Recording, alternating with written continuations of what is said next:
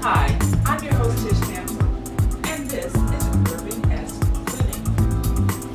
Saturday afternoon on Comcast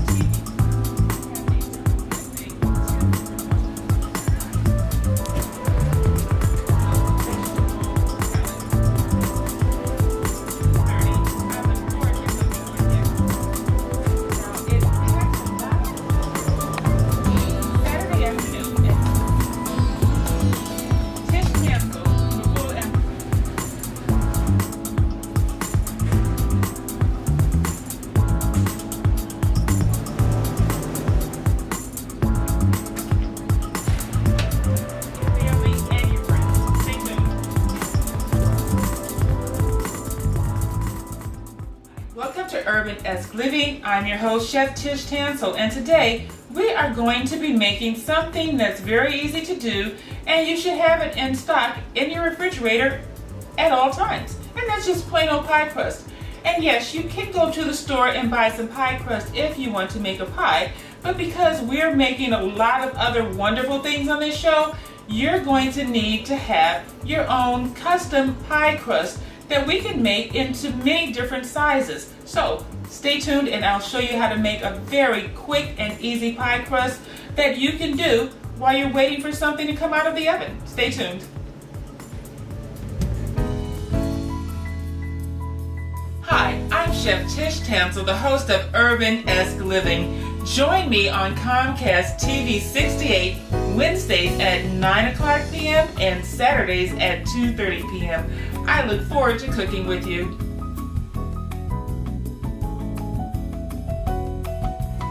Hi, welcome to URBANesque Living. I'm Chef Tish Tansil and we're making some quick and easy pie crust today. So what you're going to need first is a bowl with 2½ cups of white flour, 1 teaspoon of salt, and 2 sticks of unsalted butter. So the first thing I'm doing is adding the salt into the flour because I want it all incorporated before I start the mixing process. So I'm just going to take a little fork and swirl that through. You can use your hand if you like to just get a little messy.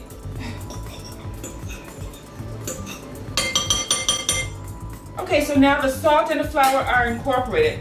The next step we're going to do is we're going to cut in the butter. Now you can cut in the butter a couple of different ways. If you're using a food processor, you can just put it all in there and it will do it all for you. You just pulse it a few times. But because we're doing this by hand, we're going to do this the old-fashioned way. And the old-fashioned way is we're just going to put our butter in, and we need just 2 sticks. And this is unsalted butter. And the reason you use unsalted butter is because we've already added some salt to it and you don't want additional salt. You're going to make sure that your butter is cold because you want your pie crust flaky. And cold butter ensures that your pie crust is going to have those layers of flakiness.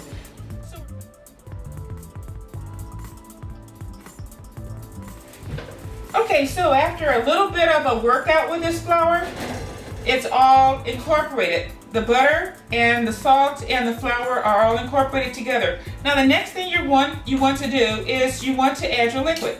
Now first I'm going to get this off of my dough cutter. So you can just use your fork to get in between to get any leftover dough that's stuck in between. Okay, so now you have a mixture of flour and you have your salt and butter. So what you're going to need to do now is to mix it.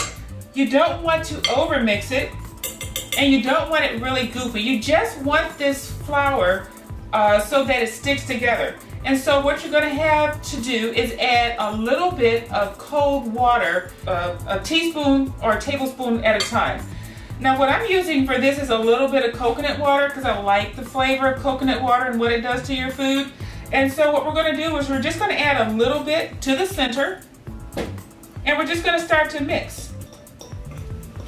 And we just want this to stick together. We're not trying to make glue. So you're not going to add all of it at one time.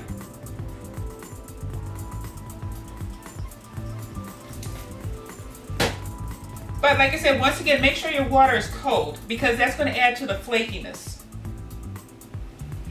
So all together, this is about a 1/2 cup of liquid to a fourth of a cup, depending on how your flour mixes together. Now another thing that you can do if you are looking to do a cold liquid is you can actually just put some ice cubes in some water. I let this sit in the freezer and it made it very, very cold.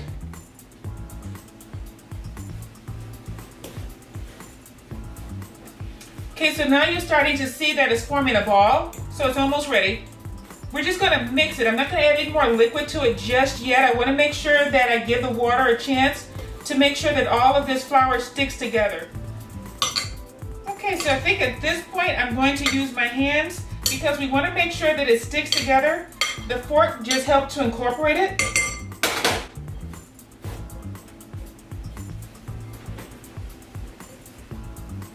And this is a nice pie dough. It's not too sticky. It's actually perfect right now. So once I get the rest of these little bits of flour and butter incorporated, I'm going to leave this alone. Okay, so beautiful pie dough. Now what we're going to do now, I'm going to take my bench cutter. I'm going to cut this in half, and I'm just going to make it into a round disc. Now each of these makes, depending on what you're going to do, two bottom pie crust or a top and a bottom. But you can see some of the butter still that has not totally incorporated into the flour. That butter is going to make sure that your pie crust is nice and flaky. Now what you're going to do is let this crust or this bread dough sit in your refrigerator. Even if you are going to use it today, you still need to let it sit in your refrigerator for at least 1 hour. So I'm going to wrap this in cellophane. Okay, so now our pie dough is nice and wrapped. Now you want to make sure that you divide these up. You can actually divide them up even smaller. If you already know that you have a certain project and that you need maybe like 6 or 7 shells, what you can do is divide this up and weigh them to make sure that each part is exactly the same weight. But in the meantime, if you're not, you still need to let these rest in your refrigerator for at least 1 hour before you use them. Or, like I said, these can go up to 1 month. We are going to be doing some pie recipes in the near future on the show, so you should have some handy so that you can work along with me. If you need any information, please go to my Facebook page, that is URBANesque Living, or you can email me at tishtansil@gmail.com. I'm Chef Tish Tansil, the host of URBANesque Living. Join me Wednesday evenings at 9 p.m. and Saturdays at 2:30 p.m. on Comcast TV-68. I look forward to seeing you.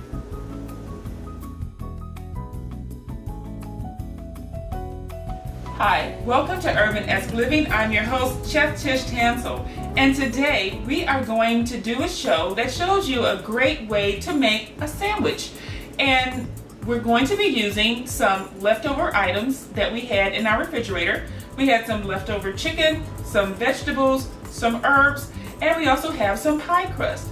So we're not going to make a pie in the traditional sense. We're going to make a pie sandwich, which in the state of Michigan is called a pasty. And there's actually a national holiday in the state that salutes the pasty. And they were first designed by the wives of miners, because the miners would go into the mines and they wanted a sandwich that they could carry, a sandwich that would hold up. And that's where they designed these pies. And they're actually a folded over pie that's baked in the oven. It's called a pasty. Traditionally, it's made with beef, but I have chicken, so you can make it any way you like. If you are a vegetarian, you can fill your pasty with just vegetables. That's perfectly fine. Or you can fill it with meat, you can fill it with fish, you can fill your sandwich with whatever you like. But today, we are filling these with chicken and vegetables. So it's going to be a delicious chicken and vegetable sandwich pie. Okay, so the first thing we're going to do is to heat up and merge the flavors of our chicken and vegetables, because when you put it in the sandwich, you want to make sure that the vegetables and all the flavors are in sync. So we're going to heat up some onions, because I would love to have some caramelized onions and some garlic in this. And so that's going to actually give us a great flavor component. So I'm going to caramelize our onions, and all we're going to need is a little bit of olive oil, and we're going to put that in a cast iron skillet, because I love cooking on cast iron and I love cooking on an induction cooktop. I'm going to put my onions in my skillet first, and we're going to get these onions nice and brown.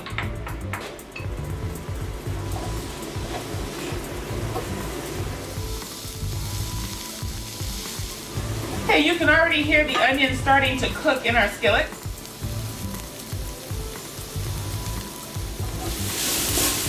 Okay, so now our onions have started to become translucent, and that means that the caramelization process is taking place. So before these go too far, I'm going to add my minced garlic.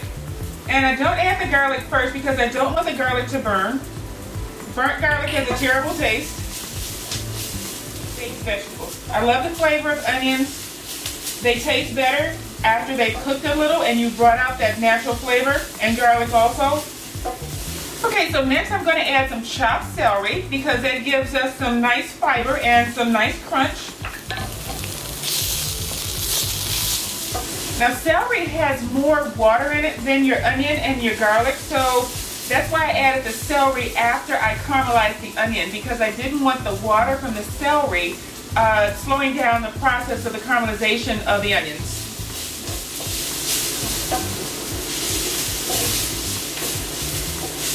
Okay, so our base of vegetables have sauteed, and that's our onion, our garlic, and our celery.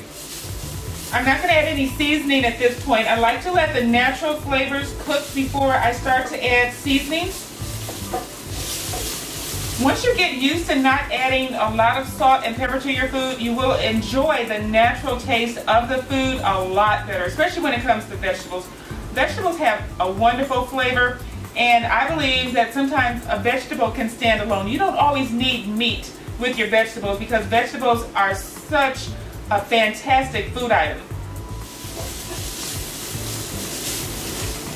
Okay, so now I have my mix of vegetables, and this is green beans, carrots, yellow wax peas, and so we're going to just add these to our onion and our celery mixture, and we're going to toss those in. And we want these just warm. We're not really trying to cook these, because we want to keep them beautiful, and we want to keep that color nice and vivid. This is almost like a stir fry. I mean, if you wanted to, you could almost do this in a wok, and that would work perfectly fine.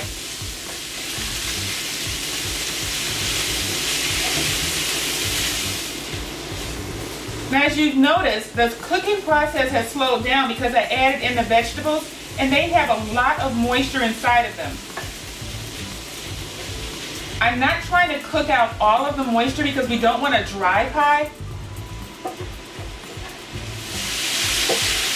Okay, so now since my vegetables are all nice and warm, I'm going to add my mix of cilantro and parsley. And that's going to give a lot of natural flavor. These are freshly cut. If you have dry, you can use that too, but you're not going to get the same intense flavor as you do with natural herbs that you pick from your own garden or that you purchase from the store.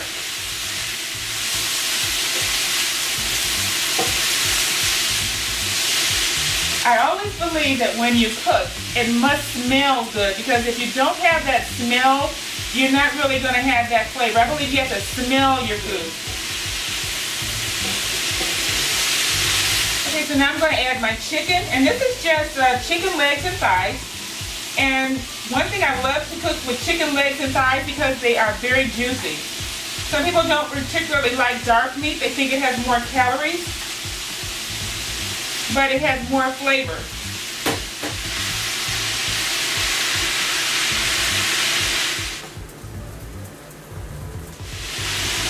Okay, so I have a little paprika, And I'm going to sprinkle the paprika over all of this. I have some cumin, which I actually love. I put cumin in almost everything. It's very good for your nutrition as well.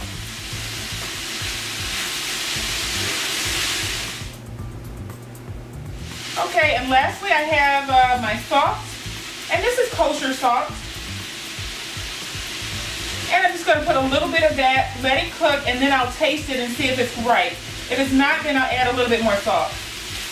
And actually, if you want it, you can eat this just like this, because this is actually a beautiful stir-fried vegetable dish.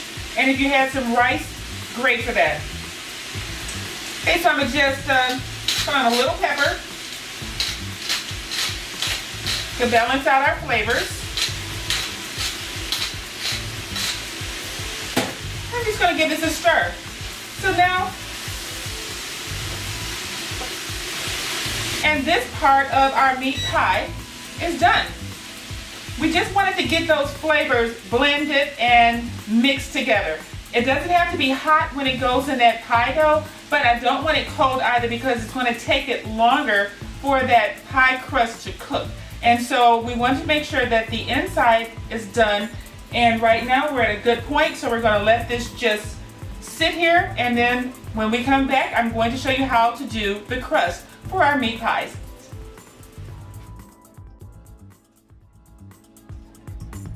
Now in a previous show, I showed you how to make some pie dough, and this is what this is, and I let it thaw. You can keep one of these in the freezer for up to a month.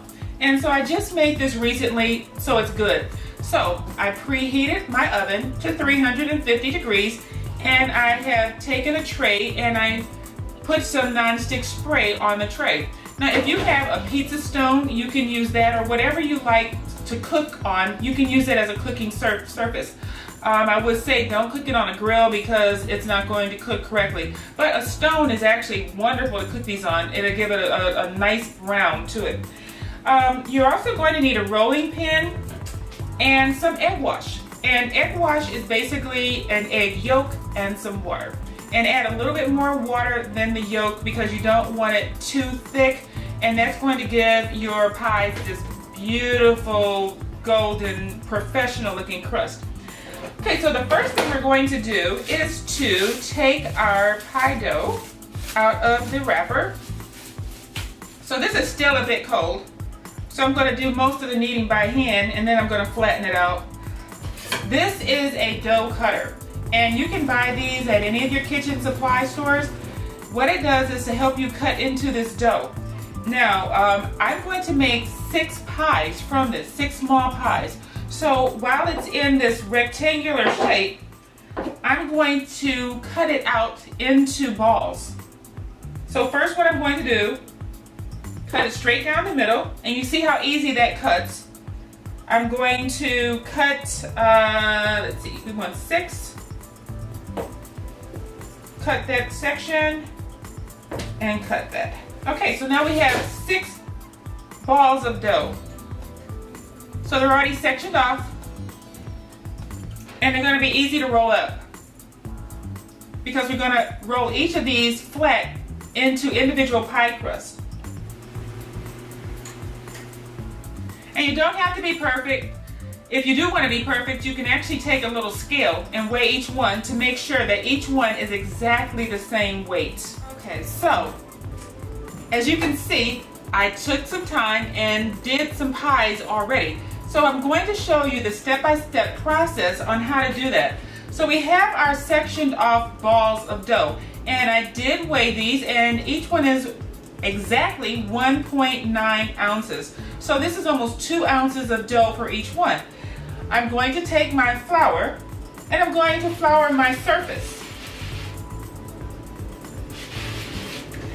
Okay, so I'm going to put the ball down in the middle of my surface, and I'm just going to roll it. We don't want to use too much flour because that's going to make your dough tough. So what you're going to do is flip it. And if it sticks, just pull it off. It's not serious if it does. And you're just going to roll it. And we're going to try and get a round shape. And if it sticks too much, just add a little bit more flour.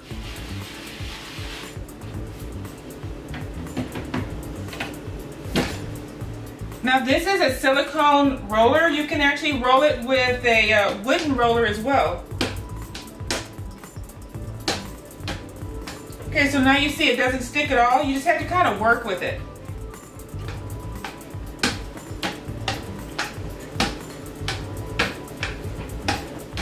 And you're just moving it out. You know, when you see them just rolling, rolling, rolling, that's not going to really get a good shape. You want it to be nice and round.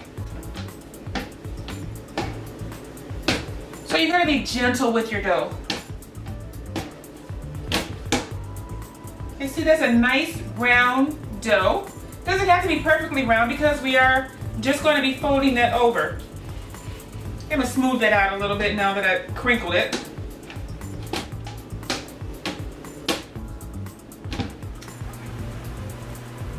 Okay, so now we have our pie, and that's the basis for our individual pasty pie. So we're just going to lay that down, and I'm going to take some of my egg wash. And egg wash is just an egg yolk with some water. And I'm going to put that around the rim of my pie dough. So once that's around the rim, I'm going to take one of my portion scoops because I want to make sure that all of my pies are the same size. And I'm just going to place a scoop right in the middle of my dough. And if it gets a little messy, just pull it back in.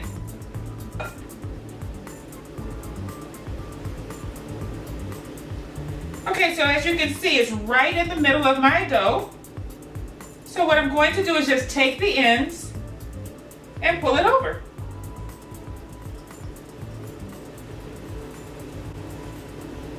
And if some stray parts come out, don't worry about that. Okay, so as you can see, we now have a pocket, a pie pocket.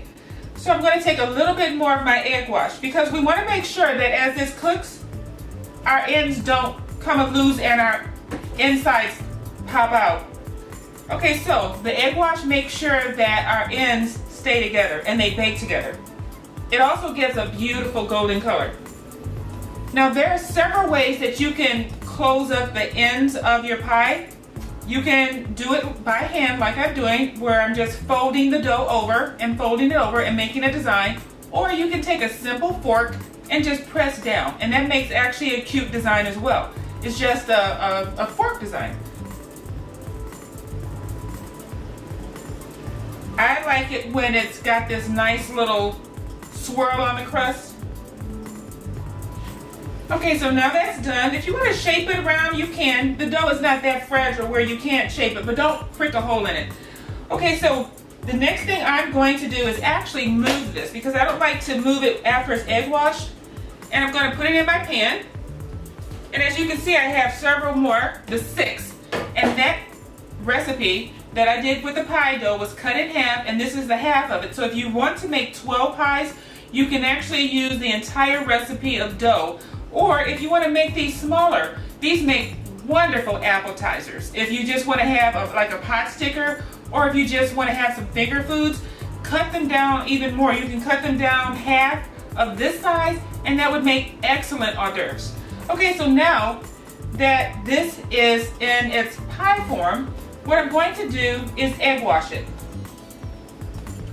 So you want to egg wash the entire surface. Make sure you get all around it because as it cooks, the parts that are egg washed will look totally different from the parts that are not egg washed. So you want to make sure that the entire pasty is egg washed.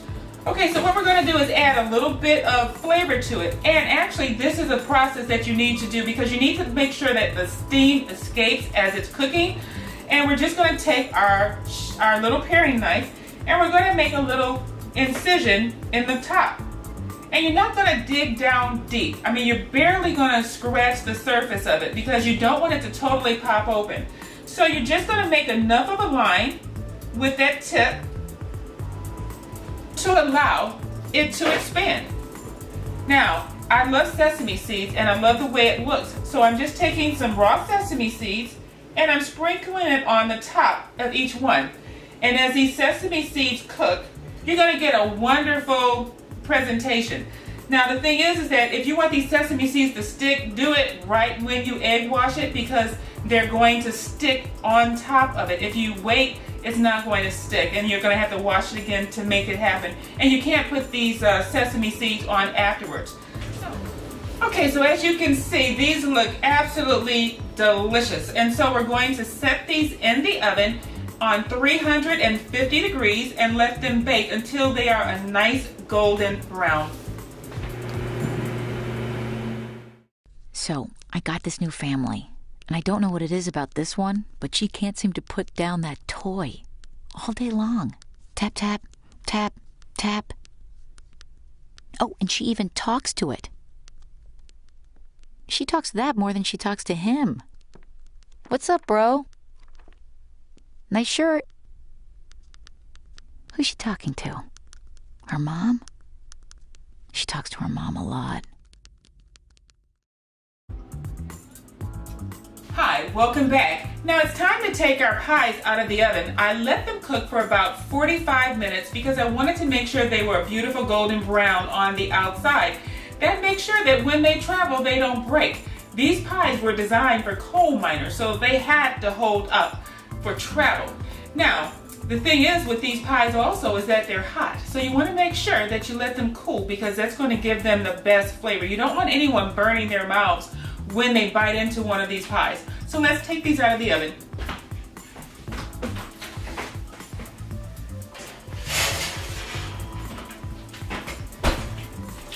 Now look at that. These are absolutely beautiful.